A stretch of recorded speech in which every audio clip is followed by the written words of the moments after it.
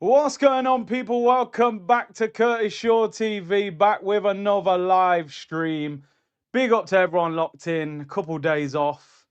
International break is at the end of the month, but this is actually the first, no, the end of next month. But this is the first week that we've had off for a little while, and I've had a crazy busy week actually, so it kind of fell at the right time. But big up to everyone. Hope you are well. Couple things to talk about today. And you know, I always say I don't like to force content as well, and we haven't actually had that much to talk about, so I didn't want to force a live, but we'll be back. I thought we'd be back today. And obviously tomorrow we will preview the Chelsea game. Big game this weekend, press conference reaction and all of that good stuff. And it is the Champions League draw tomorrow. I'm on AFTV for the Champions League draw because we're doing Forever Arsenal at the time of the Champions League draw. I'll then come back and I'll be live on here at 1:30. So Champions League draw at 11 on AFTV and then back on here at 1:30 for the conversation. Oh, yeah, man, yo, I got the skin fade. I can't lie. Why am I sweating like this, bro? You know what I mean? Kylian Mbappe skin fade today. You know what I mean, people? So yeah, slightly different trim. That sort of number one all over. Or I weren't feeling that. I thought let's go for the skin fade. You know what I mean? Hopefully, Chelsea catch a fade against us this weekend. You know what I mean? But listen, big up to everyone locked in. Appreciate your support as always. And let's talk football. What I thought I'd start with today, I thought this was really interesting. Nothing major, but as I said, it's a quiet news week. Did you guys see the video of Alex Iwobi and Smith Rowe talking about Arsenal on the team bus, which I thought was really interesting because a lot of these players, man, they don't show these things nowadays, you know. So I thought it was interesting. You know, I'm going to play some of it. It's 3 minutes long, so I won't play all of it. But I thought the banter was brilliant, man, and we should be all right with this because this is TikTok clip. So let me just play this. Is the volume loud? Look at this video from Iwobi and the Fulham boys. Shout out to the chef, yeah? Shout out to the chef. Obrigado. Let's skip this bit. Man's eating. I don't want to see the brother eat. Look, man's got... Be quiet, my boy! Yeah, here we go. Look at Bassi going mad as well. Here we go. Let's go from here. Havertz! Yeah. Tell them be quiet, my boy! Be quiet, my boy! Bassi. I'll be back on Saturday, though. Hey, Havertz! It's kind of quiet over these sides. That's in your Tottenham fan. It's got, hey, oh, where's Emile? Where's Emile? It's downstairs. Yo, Emile! It's kind of quiet in the back.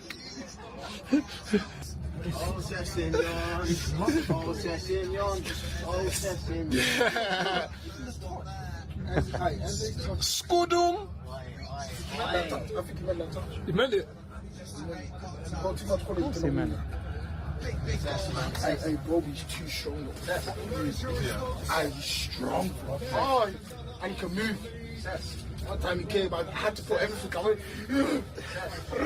Guys, I tried shifting for the corner. He shifted me. He marked me. He blocked me and Burn.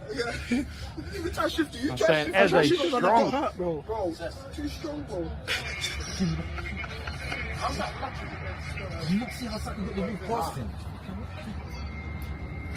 Hey! Get this. Alice, get this. Get this! Get this! Yes! Come on! Shut up, man! Hold that. Sessignon hyping up Tottenham. Relax. Calafiori, I don't know how to say it. Hold that, man. What? He's going mad.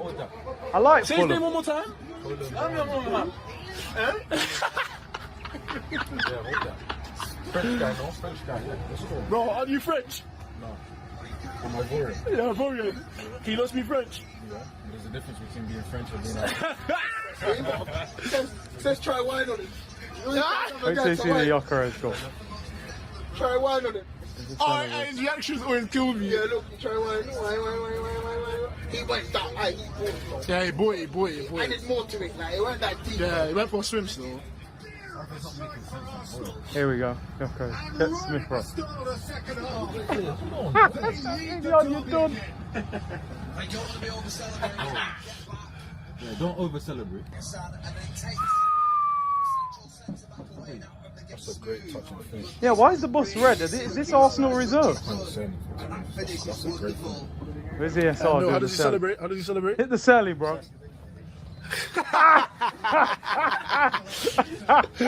Yo, do you know what? I'm going to lock it off because they're showing a bit of game footage, so I got to be careful, you know what I'm saying? I think we played all of it anyway, but yeah, Bassi must be an Arsenal fan as well. You know what I mean? He's Nigerian, innit? We got big Nigerian links, Kanu and that, you know what I'm saying? So, yeah, man, I like it. I like it. I like Fulham, but have we still got to play Fulham? Yeah. On that day, I ain't going to like them. But big up Fulham, man. They got a real Arsenal vibe. You got to love ESR, man. ESR always used to give me the interview on tour. You know what I'm saying? Iwobi, big 4-5 when he first came through with the shotgun celebration. I thought he was going to be a top player at Arsenal. Fulham play Spurs on Sunday. Wow. Jeez, we'll be supporting them. Hopefully they can go towards their relegation fund, you know. Big up to Mohammed, new member. Big up to you, bro. And big up Ruckus, who's popped money into the dishwasher fund. Anyway.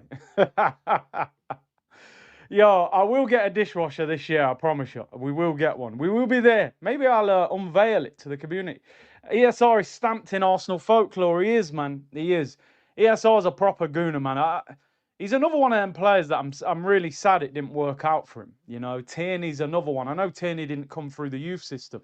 There's just certain players you think, I wish they were like successful. Aubameyang, Tierney, ESR, they're just players that you wanted to do well here. But it's unfortunate, obviously different reasons.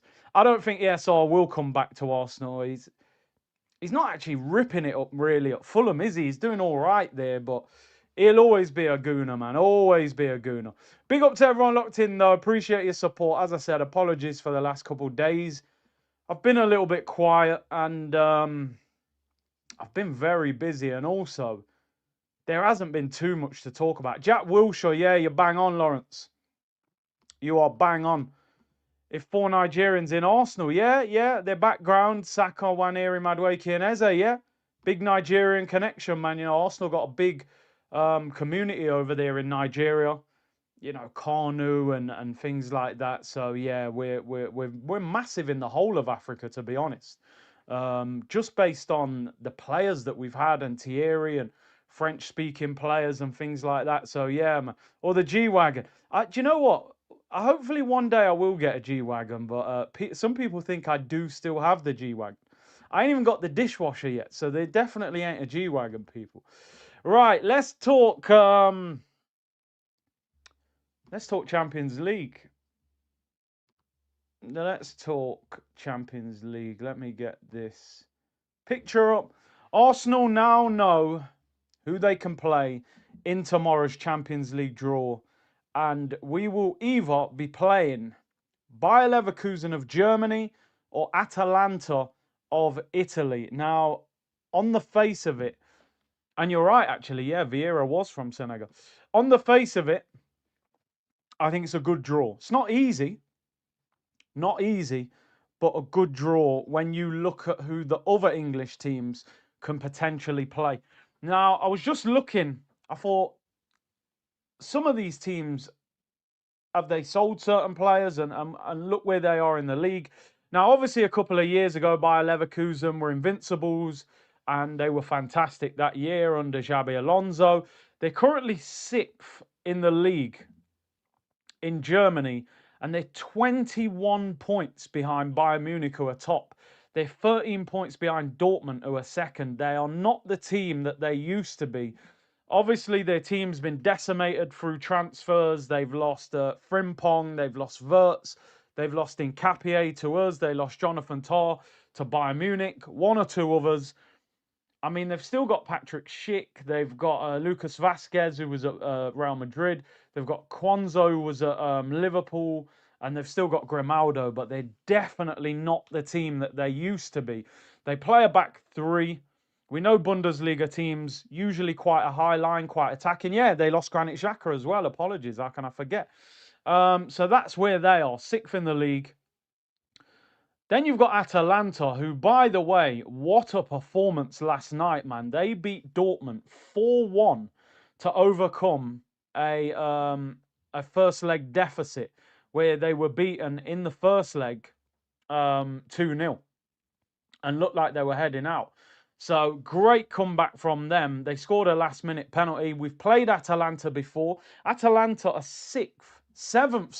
They're seventh in Serie A at the moment. Not having a great season in the league.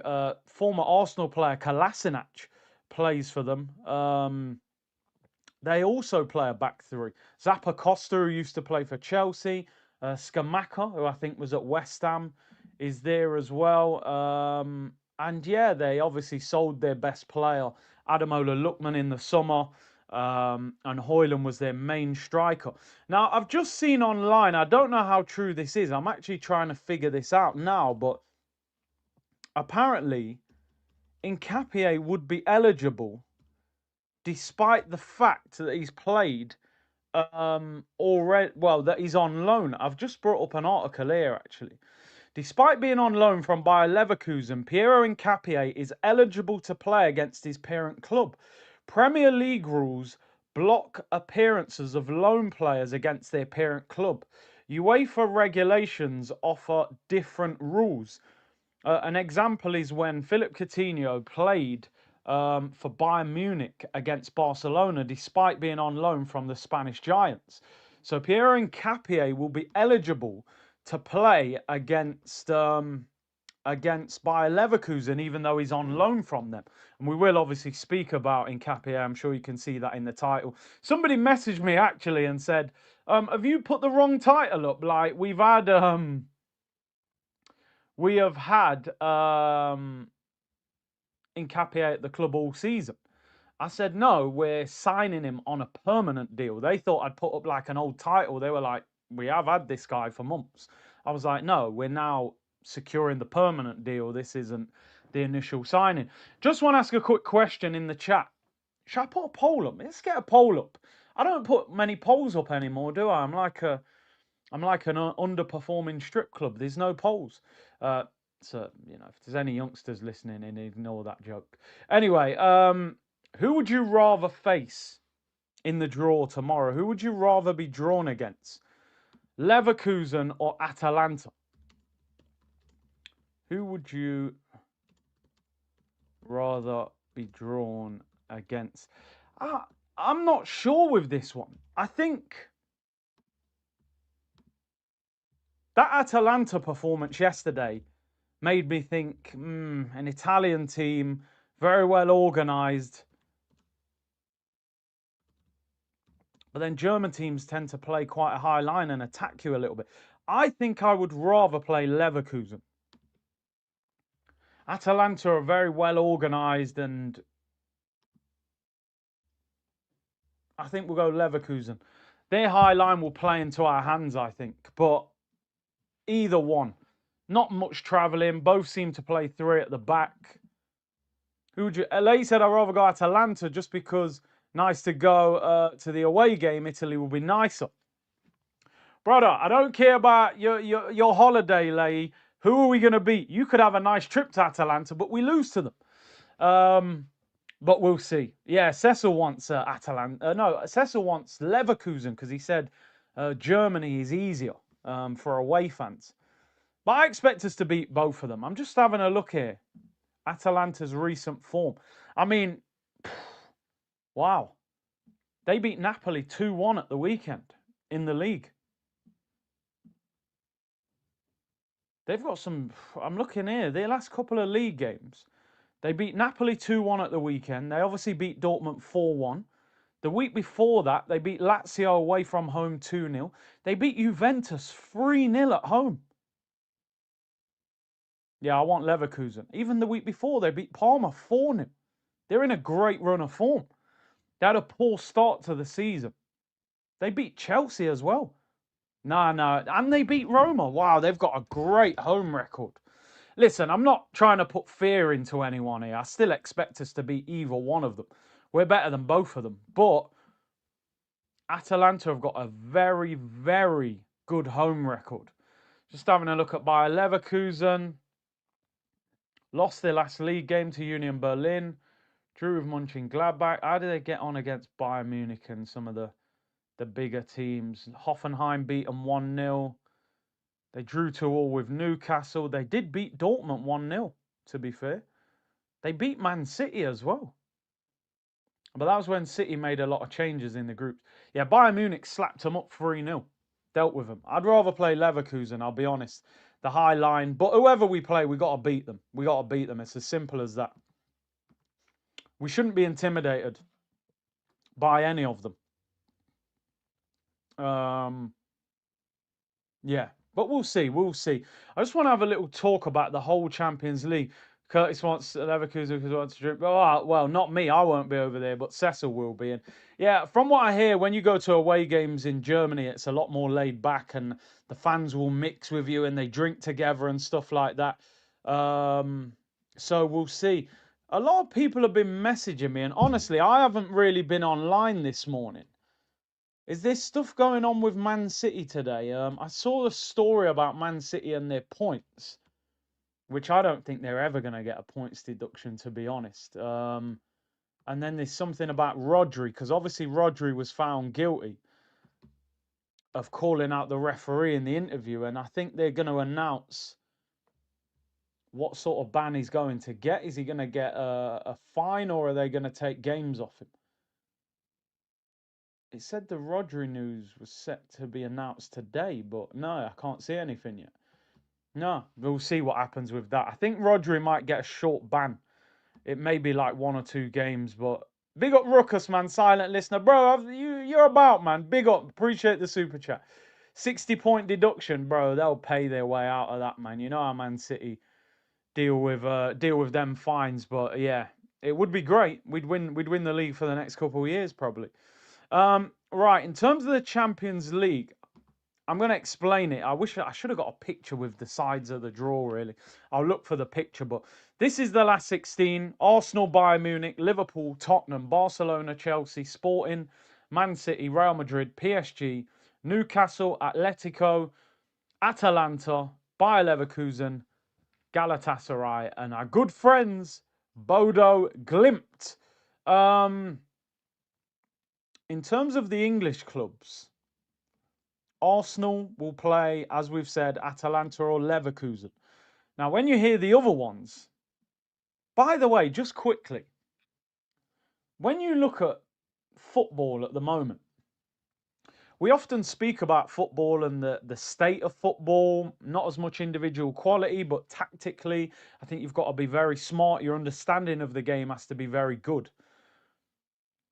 6 English clubs in the last 16.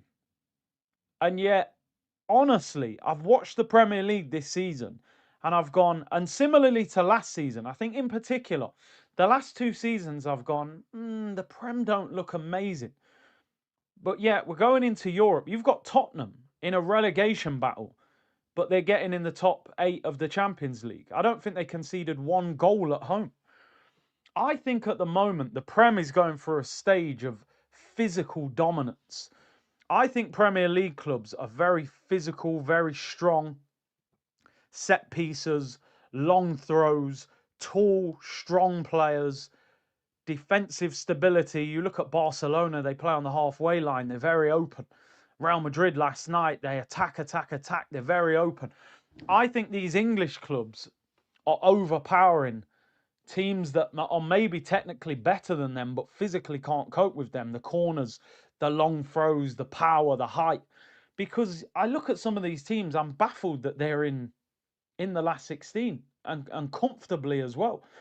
I think we're going to get situations where English clubs end up against each other in the Champions League. Yeah, maybe Arteta did see that coming, to give him some credit. You look at a lot of his signings, they're big guys. Rice, Havertz, Calafiori, he signed a lot of tall players. Yeah, Barca did beat Newcastle, but Barca got battered by Chelsea. Liverpool beat Real Madrid. We beat Real Madrid last season. We beat Atletico comfortably. We beat Bayern Munich. It is interesting how it's working. 9 English clubs in Europe. It's crazy.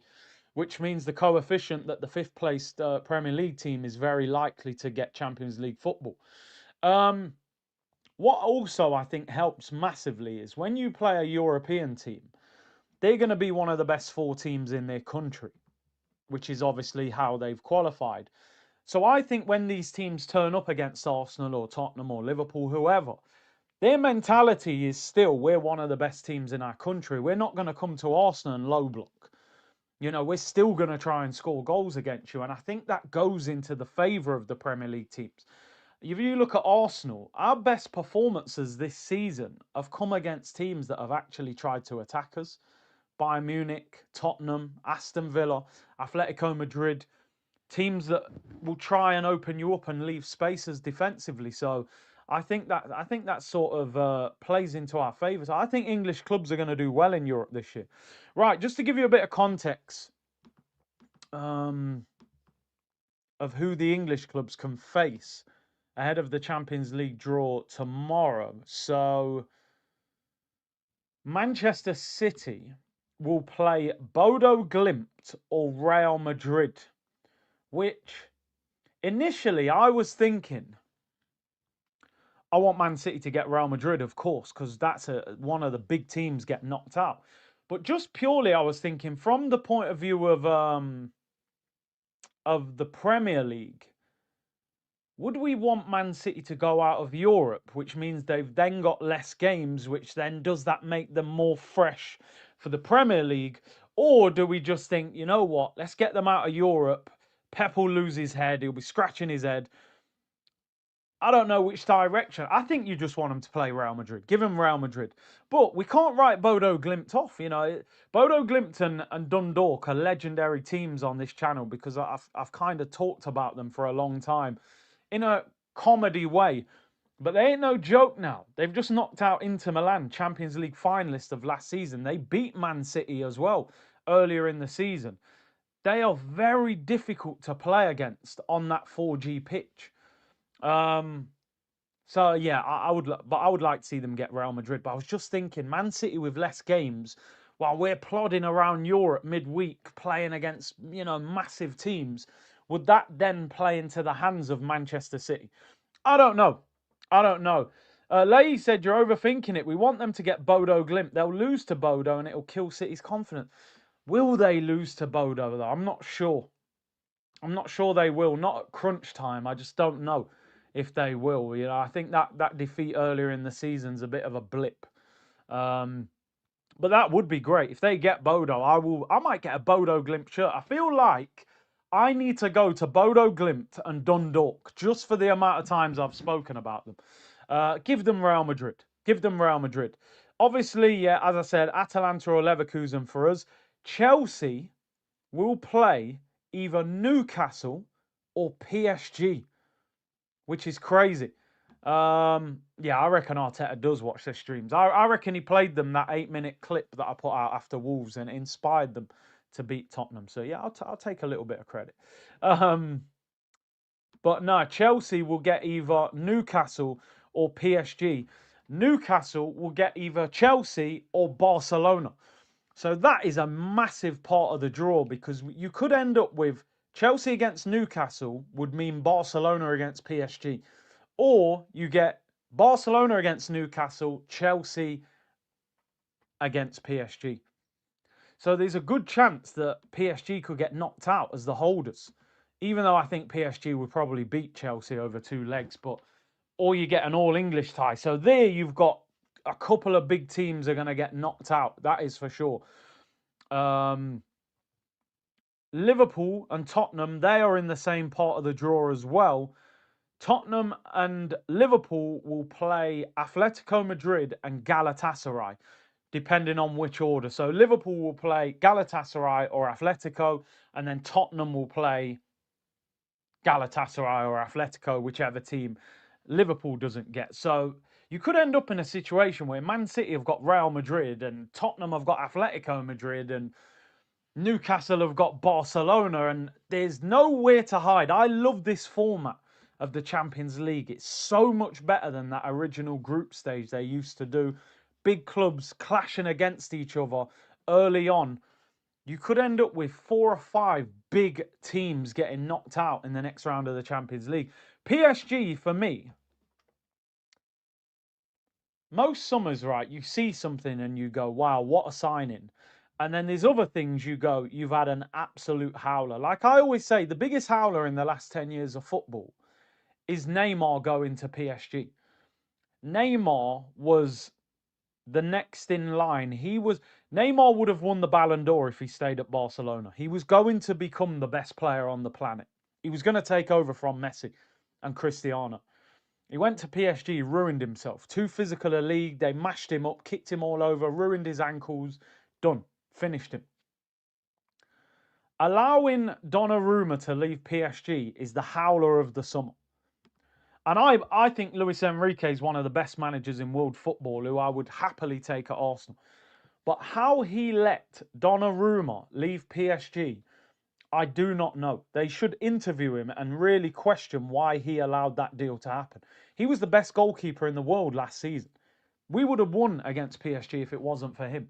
I have no idea how they let him go in his mid-20s and brought in that Chevalier guy who is nowhere near the level of Donnarumma. Bro, we beat them if it ain't for... Look at the saves he made in those 2 legs. We would have beat them. We would have beat them. Even if he wanted big wages, they should have given it. They're big clubs. They're supposed to pay big wages. Also, on top of Donnarumma being sold, they seem to have injury problems. Dembele's been injured a few times. Doué's been injured. Fabian Ruiz is injured. They look a bit vulnerable to me. Yeah, I mean, Monaco were down to 10 men last night and they still ran them close. So the problem you've got, though, with a lot of these teams is sometimes you look at them and you go, oh, they look vulnerable. And then they get to the knockout stage and they go up a level. You know, we beat PSG in the group stage last season quite comfortably. We got them in the knockouts and they beat us home and away. So who wins, PSG or Barca? I think PSG. PSG, I reckon. I think Barcelona are too open. And the problem you've got as Barcelona is Yamal is Barca's main man, but Nuno Mendes marks him. And Nuno Mendes is capable of shutting him down. So if you take him away, I don't know. Barca back at the Nou Camp, but it'd be interesting. Listen, getting one of those 2 out would be great anyway. But who knows? Lamine is that good, he could win that game by himself. So, but going to be very interesting. Looking forward to the draw and we'll be reacting to it tomorrow. Mohammed said, I think the best route for us is Leverkusen. Then we get either Bodo or Sporting and then get Barca in the semis. By the way, keep pushing, bro. Love the content. Big up to you, Mohammed. Appreciate the kind words. I mean, look, that route that you've described there, I would take that all day long.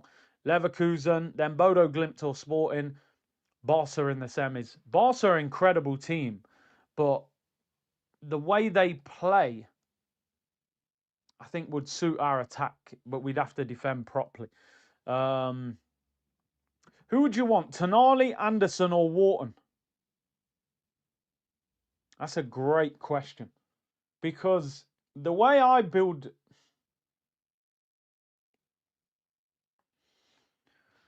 Do you know what it is, Lawrence? Yeah, I'm not just thinking like who's the best player out the 3. I'm thinking which one elevates us the most due to the role that he's playing in. Anderson's the most attacking out of the 3. But I think you can get a better attacking midfielder than Anderson, even though I do rate him highly. So I'd probably take... I do like Wharton, though, but I like Tonali as well. See, I feel like Wharton and Anderson is more potential. I'd probably take Tonali because I don't want to sign development players at this stage of where we're at. I don't mind signing some of them, but Wharton would cost probably 70 million. And I reckon I saw Anderson, they reckon 80 million for him. I reckon you could get Tonali out of Newcastle for about 60 million quid, 70 million max. So I would go for Tonali. He's powerful. He's brilliant on the ball. I would go for Tonali. The only thing is, I could see Arsenal, we buy Tonali, he'd get done in a betting scandal, get banned for about 18 months. So that's the only problem. But I think I've got a feeling Wharton will go to Man United in the summer. Seen a lot of things, heard a lot of things that Wharton will be Casemiro's replacement at United. And I think we are going to try and get Tonali in the summer. But again, a lot of the reports are saying that he might want to go back to Italy. Tonali, Rice and Rodgers. Oh, my days. Oh, wow. What a midfield that would be. That would be incredible. But I definitely think we need a midfielder in the summer. Anderson might go to City. Yeah, I think they're going for Gibbs White. I think they've been linked with him for a while, Man City. I saw the other day that they're interested in him again, and they'll get him. Well, although saying that, their chairman's crazy. Maybe they won't get him. Maybe they won't. Make sure you smash the like button, people. Big up to everyone. Nearly 2,000 of you in the chat, which is much appreciated. Considering it's a quiet news day, I'm a big fan of Rodgers. I would love Arsenal to get him. He's being linked with Liverpool and Chelsea at the moment. Have you seen Wharton? The passes, oh, he's brilliant. He's brilliant. He really is. But I like where Tonali's at in his career. I think Wharton's had a slower season because Palace haven't been as good this year, which is understandable. But Tonali is that profile. I like where he is as a player at the moment. I think he elevates us straight away, but I am a big fan of Wharton. Anderson would probably be third for me out of those three. And I do actually really rate him. But yeah, Wharton is top quality as well. Left-footed as well. Nice balance, great passing. No, we're not writing off Zubile. I know Leigh's a big fan, but we need another midfield. We need another. If you're playing Zubimendi and Rice, who's your rotation option? Marino and Norgard. If you want to win Champions Leagues, win Premier Leagues, you want to elevate that slightly. Manchester City's rotation in midfield. At the moment, they're playing Rodri, Bernardo Silva and Reinders.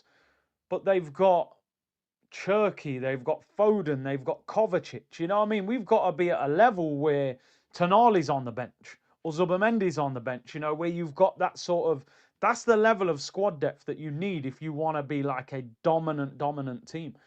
So I think we need to add.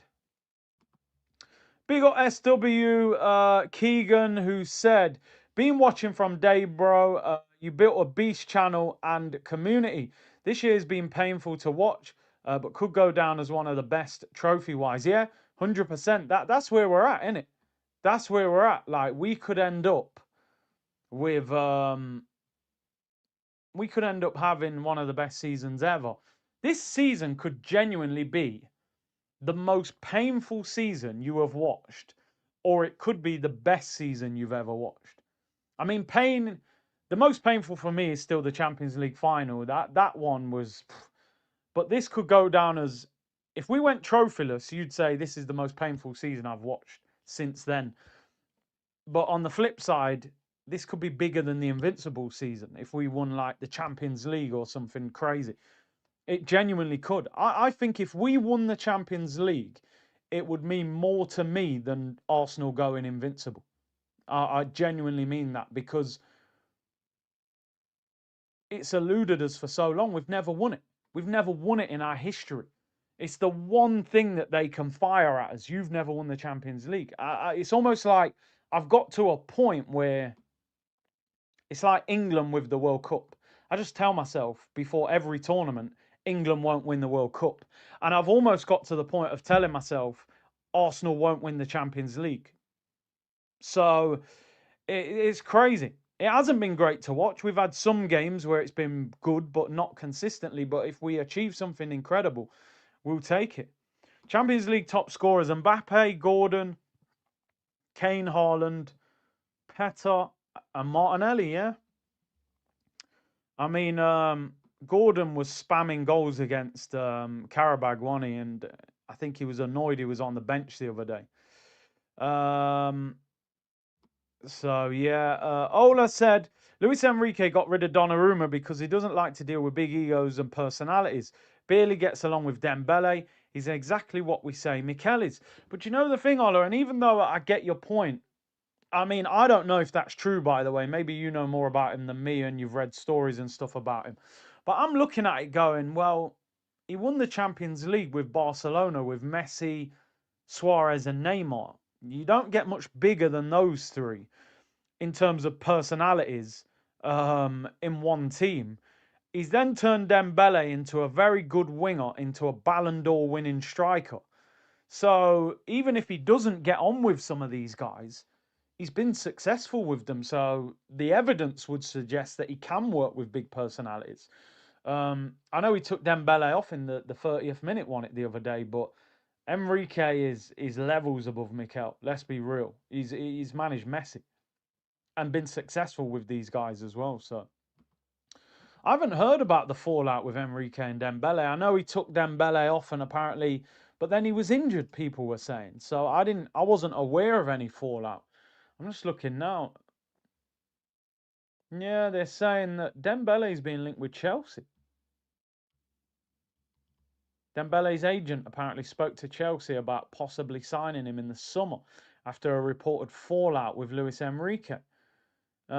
With tensions rising in Paris, the French winger is said to be considering a switch to the Premier League. Yeah, fair play, fair play. I'd be interested if he did. I could see those two falling out, but I wouldn't use that as a way to say that he's on the same level as Arteta. He's levels above him, absolute levels. Listen, Dembele might stay there because Enrique is being linked with a move. From Africa said, Dembele is a moody sod. I followed his career since Germany. Bags of talent. Yeah, he was. I've heard loads of things at Barcelona. He had issues. Big up my bro Hakeem. Arteta needs to play them tactics he did against Spurs for the rest of the season. 100%, bro. That was the blueprint. That was the blueprint, like, of everything I want to see. I want Eze close to Gyökeres. I said something yesterday on the AFTV Live, and it's caused a bit of debate.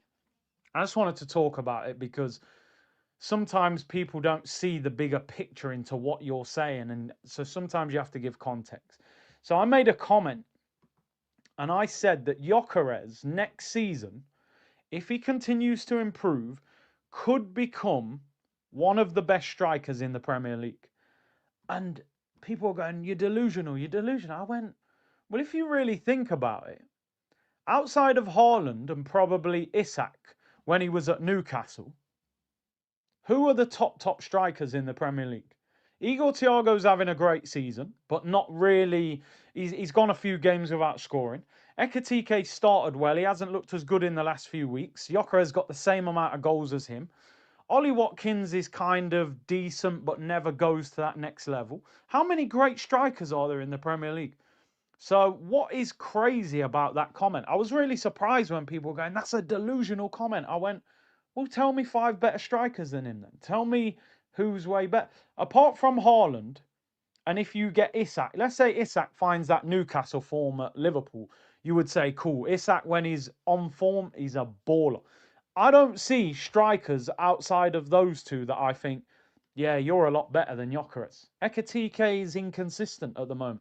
So I was really surprised by the reaction to that. I think by next season, you could look at him and go, yeah, he's second top goal scorer in the Prem, or do you know what I mean? Or third top goal scorer. I just didn't get it. João Pedro, Lawrence, honestly, I'll be honest with you, he's one of the best strikers in the Premier League in terms of technical ability. In fact, there's an argument to say he's the best in terms of like link-up play, hold up, the little flicks. You know, you don't see Haaland doing little flicks around the corner. Haaland's just an absolute bagsman. João Pedro technically is elite. Like, I would start him up front for Brazil because he will link up with Rafinha and Vinny and bring players into play. The only thing with João Pedro, he's not overly prolific. He's not really a 20-plus league goals a season striker, although I think he could become that. But yeah, you're right. You know, he's like the Jesus when we signed Jesus. That first 6 months, great movement, great understanding of the pitch and his touch and his hold up. Just not the most prolific, but I think he's a brilliant player, João Pedro.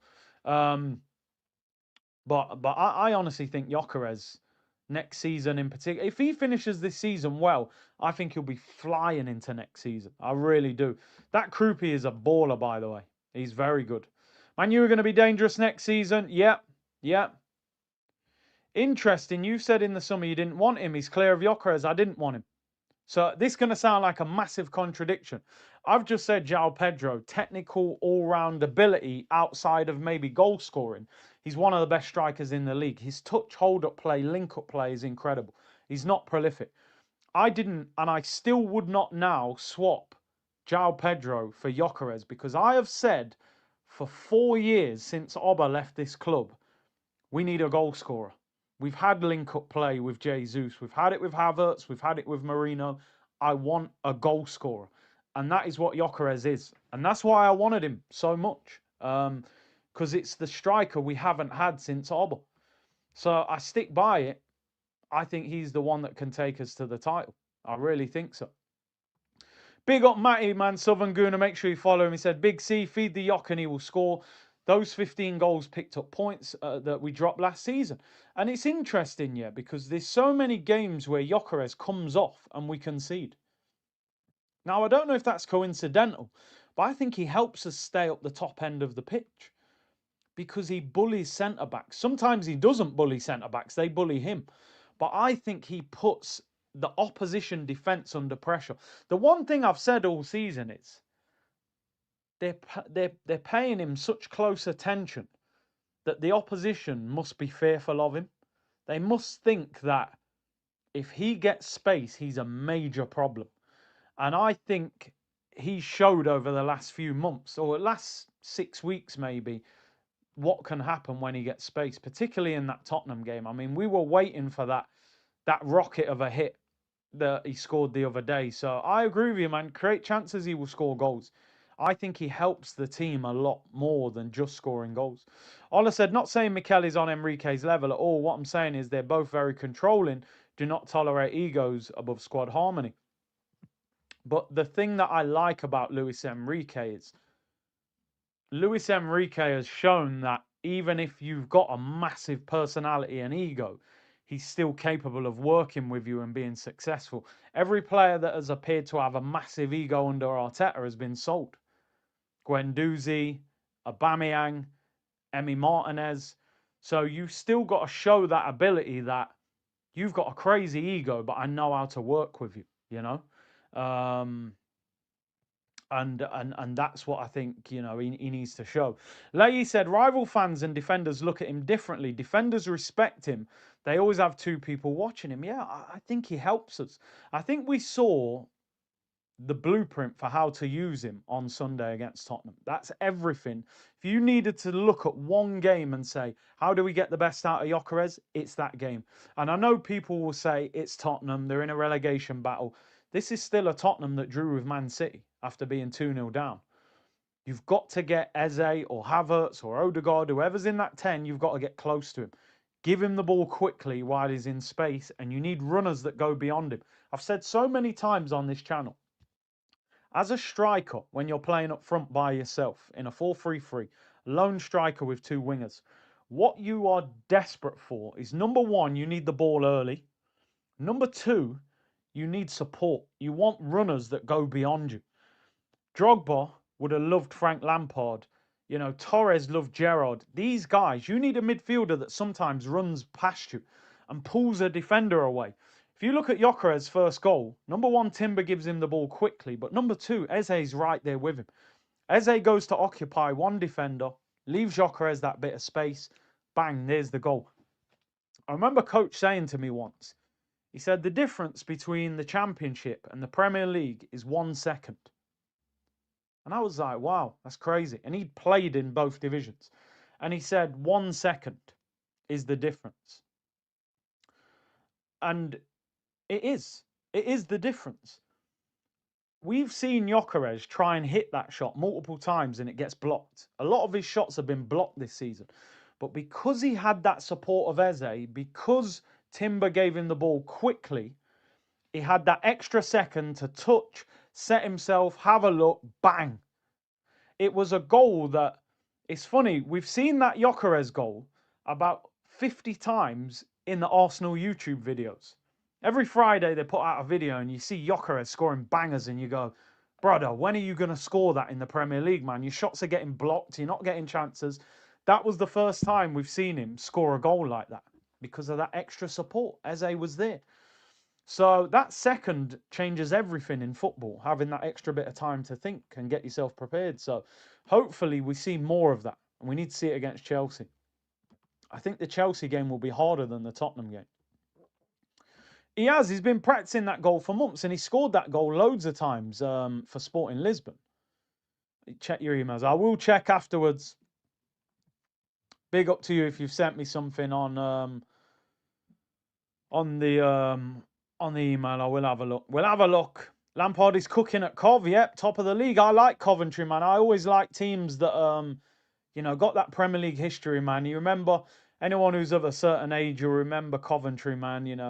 Dion Dublin and Huckabee and Gordon Strachan as the manager, and there's a lot of Premier League history wrapped in Coventry, and Lampard's doing a really good job there. As R9 don't need that. First of all, R9's the best striker probably the world's ever seen, in my opinion, my favourite player. And yeah, you don't want to be comparing Gyökeres to R9. That's just not where we're at. There isn't a player in the world that's even close to R9. So yeah, we don't want to do that. Them comparisons are a bit wild. Darren Huckabee, man, you know what I mean? You hear them names, old school. You know what I mean? Proper old school, man. I've actually played at Coventry's ground. They're old. Was it the old ground? No, it was the Rico. It was the Rico Arena. They've had that ground for a while. Peter Unlove, wow. That is proper history. I'm trying to think of some of their players, man. Didn't they have a guy? Was his name Paul Williams or something? Boldhead centre-back. I feel like that, or was his second name something else? Coventry. Yeah, Paul Williams. There we go. Coventry had some old school players, man. Robbie Keane. Noel Whelan. Robbie Keane went from Coventry and then he ended up at Inter Milan with R9. I don't know if he went straight from Coventry to Inter, but he ended up there. I was like, wow, what a move that is. Darren Huckabee was a problem. I met him a few times in Nottingham, man. He was at Forest for a little bit. Steve Grizovic in goal, yeah. Coventry and Middlesbrough, top two in the Championship at the moment. Millwall in third, wow. Can you imagine if Millwall get promoted and West Ham stay up? The police are going to need help that day. Kevin Kilban as well, yeah, he was there for a little bit. Right, let's move on. Couple of stories to talk about, people. Big up to everyone locked in. 2,000 of you, man. Big up the Twitch gang as well. My headline news that confused a few people. Maybe I didn't announce it properly. Yo, of course.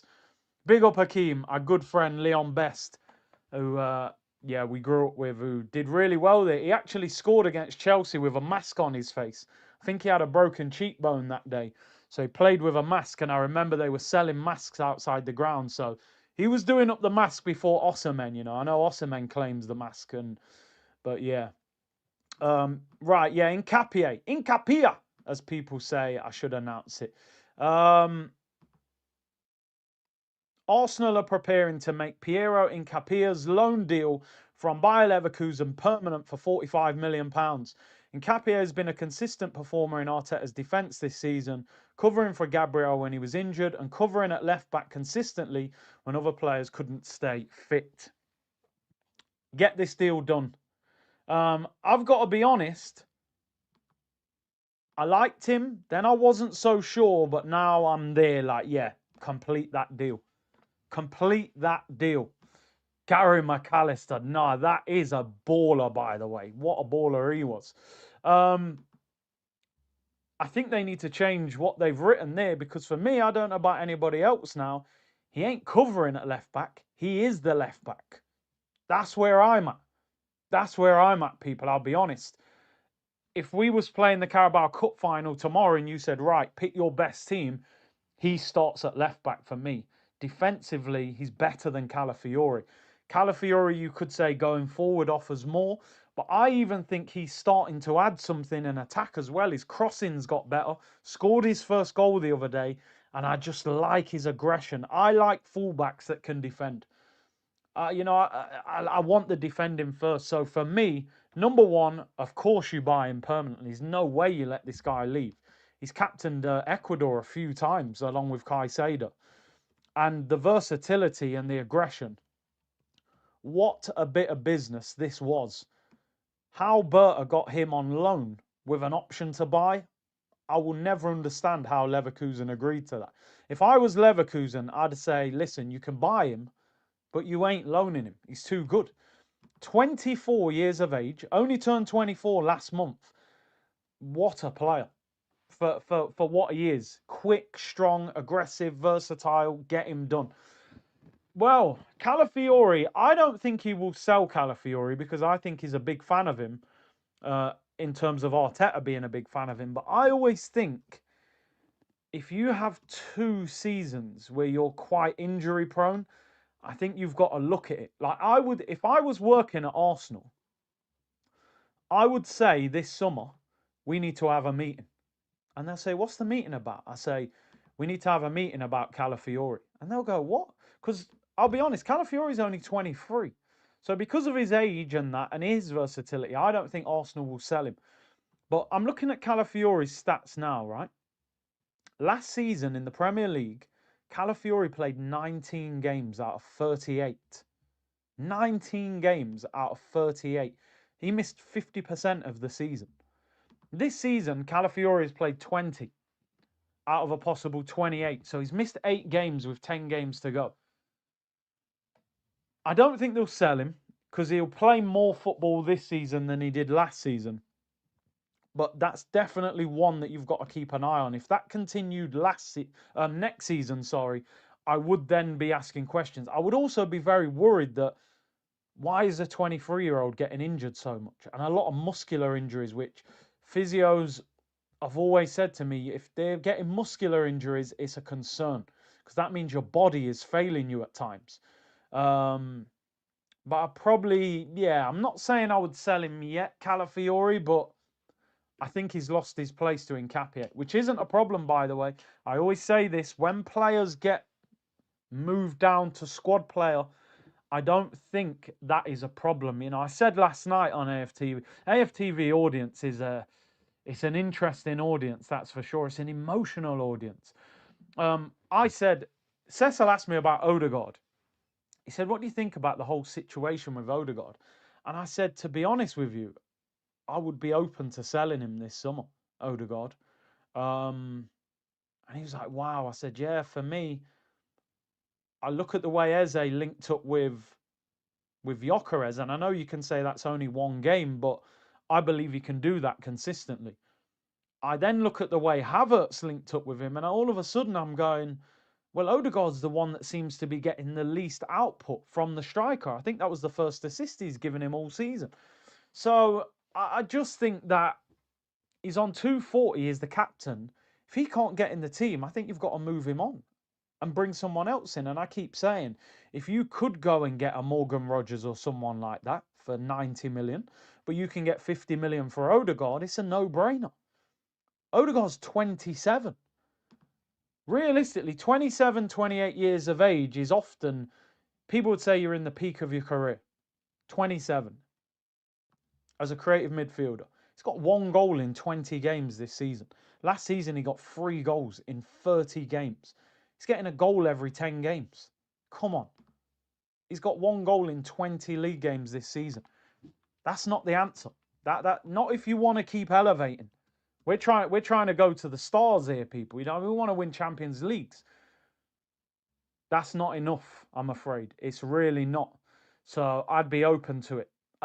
If we win the league, the Champions League, or nothing, this club still needs a mini clear out this summer. Still need a mini clear out. Wow, this comment is wild. Aaron said, you're smoking if you think Odegaard is a 50 million player. Double that. Double that? Double that? Bro, I don't know what you're smoking, bro. To be fair, you didn't say 50 million pounds, so maybe it's 50 million rupees or Jamaican dollars. I'd be shocked if we got 50 million for him. You can hold a time out for that 3 minutes, bro. Maybe you're trolling. If we got 50 million for Odegaard, I'd have him in the airport lounge within half an hour. He'd be like, what's happened? 1 minute I was at the training ground, next minute, British Airways airport lounge. I say, bro, they offered 50 million. We grabbed you, put you in the boot, and we transported you. 50 mil? Yep, thank you. 50 mil. People say he's worth more than that. Who are you getting more than that from? Bear in mind he's on 240 a week, and look at Arsenal's record of selling players. 50 mil? Thank you. Yep. Get me Morgan Rogers, £90 million. Keep it moving. That's where I'm at. Listen, you could be lucky if like a Bayern Munich came in for him and maybe you get 50 mil, 60 mil. But I just think with how little he's playing and the lack of form, do you want me to tell you the best time to get rid of Odegaard would be after the World Cup? Because I think World Cup football will suit him. International football, it's less physical, more time. He's got Haaland in front of him. I think you can work around that. If he can have a decent tournament for Norway, couple assists, maybe a goal, look good, he's the captain. And you go, oh, what, Bayern Munich? Yeah, Musiala's not fully fit. Yo, drop us a 65. And they go, no, we'll give you 55. All right, meet me at 60. Bang. You've got him out the door. I know people are looking at it, and I get it. Somebody just said in the chat, Ben White costs 50 million. Odegaard should be more than that. But English tax. He's young. He's English. He's a right back. He's a centre back. Brighton are incredible at selling. I just don't see Arsenal getting big money for Martin Odegaard. I don't. If we got 50 million, I'd be surprised. Matty said, I'd fly over from America, drive him to the airport myself, give him complimentary Coke if we get 50 mil for it. I'm telling you, bro. I'm telling you, I don't think he's worth as much as we think. You've got to look at who would buy him, first of all. You know, that's what I'm looking at. But anyway. Big up Young Gunner, finally able to catch a live stream. All managers off today. Yeah, man, when the managers are off, you know what I mean? But you got to be careful. The key to unlocking Gyökeres is quick transition play, harder to pick up an active front three. Bless. You're absolutely spot on, bro. We moved the ball quick against Tottenham, and that's why we were so devastating. Cannot mention Coventry without mentioning Mustafa Hadji. And you know the thing, the moment you said his name, it all came back to me. Didn't he have the ponytail? Yeah, there we go, Moroccan. Yep, can see him already. Wow, the man's 54 years of age. Time flies, man. Coventry baller, Mustafa Hadji. Oh, legendary. Alex said, to be fair, R9 was terrible at heading the ball, just as Gyökeres. That's as far as the comparison can go. Yeah, we don't accept any slander of R9 whatsoever. Did you guys see the other day on CBS Sports? I actually put a comment on the Instagram page. R9 has learned like fluent English now. He said he had to do it for his career because obviously he's gone into punditry. He was at the Inter Milan game. And Thierry was speaking to him and they were like, oh, who's your favourite out of Carragher, Micah Richards and Thierry Henry? And obviously he was like, Thierry, I'm really good friends with him. We swapped shirts when we played up against each other. And Henry was just like a little kid. And then Micah Richards was saying, the way you're acting, Thierry, about Ronaldo is how everybody acts when they see you, because everyone goes, oh, Thierry, Thierry. But Thierry's turning into that like little kid.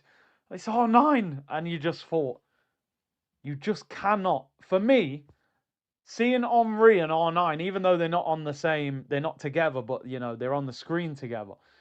You just don't get much better than that as strikers. I think as a young striker growing up, they're the two that I just looked at and thought, you can't get no better than that. You just don't get better than that. For me, they are the GOATs of this generation of strikers. They're just the best I've ever seen. And just, it was great to see them like that. And it's great to know that, you know, they're friends and stuff like that. But yeah, it was nice. You never really, you know, Henry's usually a very cool character and he obviously knows deep down how good and great he is. But to see him like that with Ronaldo, it was like, you know, you could see that he probably idolized R9 as well. So yeah, amazing. Go and watch that clip if you haven't seen it, by the way. It's well worth watching. I always say to this day, R9 is my favorite footballer of all time. The best. And Thierry is my favourite Arsenal player of all time. So them two mean a lot. Ronaldo's revenge after bottling the first World Cup. I mean, bro, I've watched the documentary. It's very hard to say bottling. I mean, he was unwell. And there's a lot of people who say that he might have been poisoned, by the way. This is a guy that had no health problems and wakes up and has a fit on the morning of the World Cup out of nowhere. You know, if you watch the documentary, there's a lot of things. He would have probably won that World Cup if he hadn't been ill. Oh, his hat-trick at Old Trafford. That is against prime Rio Ferdinand, who to me is one of the best centre-backs that I've seen in the Premier League. And he bodied him that night and scored a hat-trick and got applauded off at Old Trafford by Man United fans. Do you know what I mean? And that was post-ACL injury as well. Who's your favourite players of all time? That's so difficult. If I had to give 5, I've got about 10 in my head. How do you narrow them down to a 5? Let's just put the ones in there that I couldn't leave out. So Ronaldo R9 is number 1 for me. Ronaldinho's got to be in there. I don't think I've ever watched a footballer and had more enjoyment than watching Ronaldinho. I just don't think I have.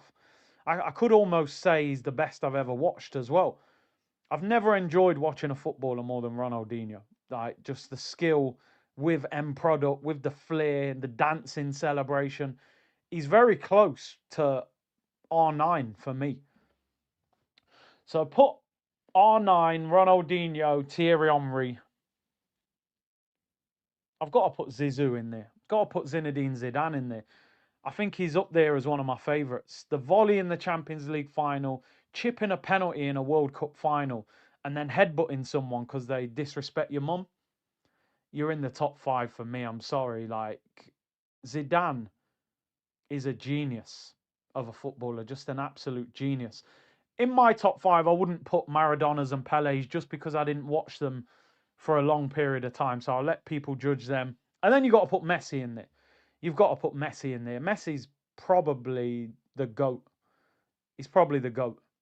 He is the GOAT. He is the GOAT. He's just not my favourite of all time, but he is the GOAT, Messi. So I've got no Cristiano Ronaldo in my 5, and Bergkamp, who's one of my favourite Arsenal players as well. But that 5, what would be your 5s, people? It's hard to pick a 5, by the way, because I was struggling. That's very similar. So you've put Maradona instead of Messi, but it's the same 5. And listen, I've watched a lot of videos of Maradona, so I almost feel like I can judge Maradona, but I still didn't really have the pleasure of watching him live properly anyway. I saw him when I was a little kid, 94 World Cup, but by then he was, his eyes were popping out of his head. Romario to this day is one of my favourite players as well. He's the first striker that I really studied. You put Iniesta in there, yep, great player. No Rob Holding. Well, if we did top 5 hair transplants, he'd be in there. Messi, Maradona, Pelé, R9, Zizou, yeah? Yeah?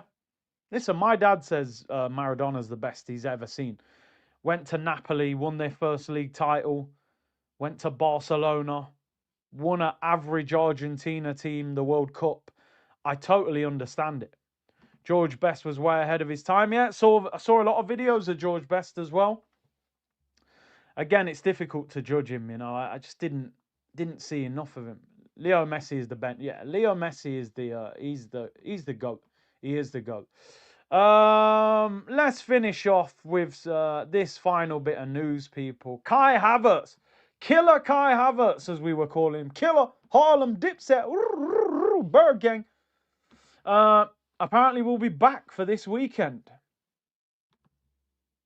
Which, listen, we need everyone back. We need everyone back. We need all the options back.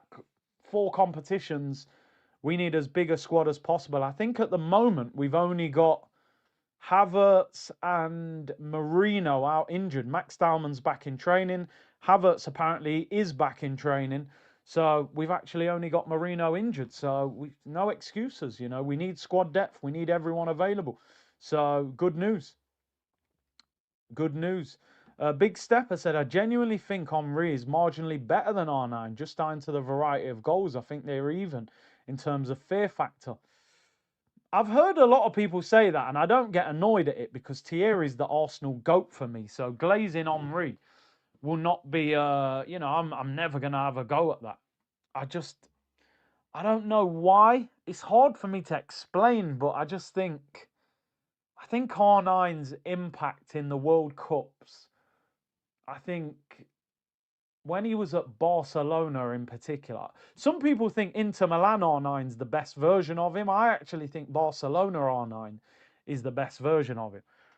It's the pace. It's the one thing that you can say about Thierry, and I don't like saying anything negative about him, but he doesn't have a great record in finals, and it's painful. When they bring up the finals record, I have to squint my eyes and pretend I can't see it, because they'll bring up Drogba's record and you see it and you're like, oh man, Drogba can't stop scoring in final. I think Thierry scored in 2 finals, but I love both of them. I love them both, but I think R9 slightly edges Thierry for me. But I get the argument, but R9 for me. R9 won as a World Cup playing with no knees in 2002, yeah? Top goal scorer, 2 goals in the final. No, did Closer win that? No, I think he was top scorer, but he scored both in the final. Guy was a monster with that crazy haircut. Jan said, I have to say, watch most of them, but Messi is the GOAT. Yeah, Messi's number 1. Once Messi came back and won that Copa America and the World Cup, I said, yeah. Because the one thing I always used to hold against Messi was, you failed for your country. You haven't turned up. He was getting booed. He retired, came out of retirement, came back with the beard, and he was angry. It's like, what? How dare you boo me? How dare you say that Maradona's better? And he came back angry, and he won that Copa America, and then went to the World Cup and just created history. And I thought, you're the GOAT. You're the absolute GOAT for me. I've always said Messi's not my favourite player of all time. I prefer Ronaldinho. I prefer Ronaldo. When I say Ronaldo, R9 Ronaldo. But Messi is the GOAT. Ronaldinho, R9, or Zidane and Henry? Oh, man. See, trying to do the Brazil-French one. Jeez. I hate that question. I despise that question. Because I'd put R9 ahead of Henry, but Zidane and Ronaldinho is so close. I'll probably edge towards the Brazilians. But I'm giving you a 3-minute timeout for giving me so much pressure. There's no need to apply that much pressure to me it's only a Thursday. I'm easing into the week. But thank you for the super chat, Emile. Redondo masterclass at Old Trafford. He's seared into my brain. Shame about what happened to him. What did happen to him? I actually don't know what happened to him. Was it Fernando Redondo, or am I mixing him up? I love it when we talk about old school players, I could talk about old school players for years. What happened to him? I actually don't know what happened to him. I don't know the story around it. I just typed his name and it ain't showing nothing. Did he just retire early or something? I ain't got a clue. Guti is a streets won't forget player, How good was Guti? But if you go and watch Guti's highlights of his best assists, the back heels, oh mate, it's like he had eyes in the back of his head. You know what? R9 might be better than Thierry for big moments in international stage. Convo done. Big up Big Stepper. Man second guessed himself. Man argued and then downplayed his own argument. He said, yeah, to be fair, you're right. Curtis looking like he's in his 20s with a hit. I tried, man. You know what I mean? It's funny getting a fade. If you'd have told me 3 months ago you're getting a fade, I'd say no chance, mate. Guti was absolutely crazy, man. What a player he was, Real Madrid. But, yeah. 3-minute timeouts are achievements in here. Yeah, don't ever think that a 3-minute timeout is something to be ashamed of. It's a moment of glory. On other channels, it might be a punishment, but here it means you've gone wild. You know what I mean? And maybe gone a bit too far with the shamelessness. But we accept all levels of shamelessness here, people. We're not fussy. Crypto, cash, card, any method of payment, you're good. You're good. So big up your damn selves. It is. It's a badge of honour, you know. People, I am out of here. Short and sharp today, although we have gone... No, we've been at an hour and 15, actually. I wasn't sure whether I'd make a 1 hour show today because there's so little to talk about, but we did get through it. I don't think anyone's live to redirect to. Can't see anyone, so yeah, we'll just leave it at that. Big up to everyone locked in. Tomorrow I'm busy, so like I said, I'm not doing the Champions League draw on here because we're doing Forever at 11 o'clock on AFTV. So we're going to do the Champions League draw on there as well. So if you want to see my live reaction, watch Forever at 11 o'clock. We'll be doing the Champions League draw as well as the show. I'll then be back on here at 1:30 tomorrow, where I'll be reacting to the Champions League draw and also Mikel Arteta's press conference, and we'll preview the game against Chelsea. So yeah, 11 a.m. UK time, AFTV, 1:30 p.m. UK time over here for waffle and reaction to the Champions League draw. Big up to everyone locked in. Appreciate your support. Hit the like button, and I will see you all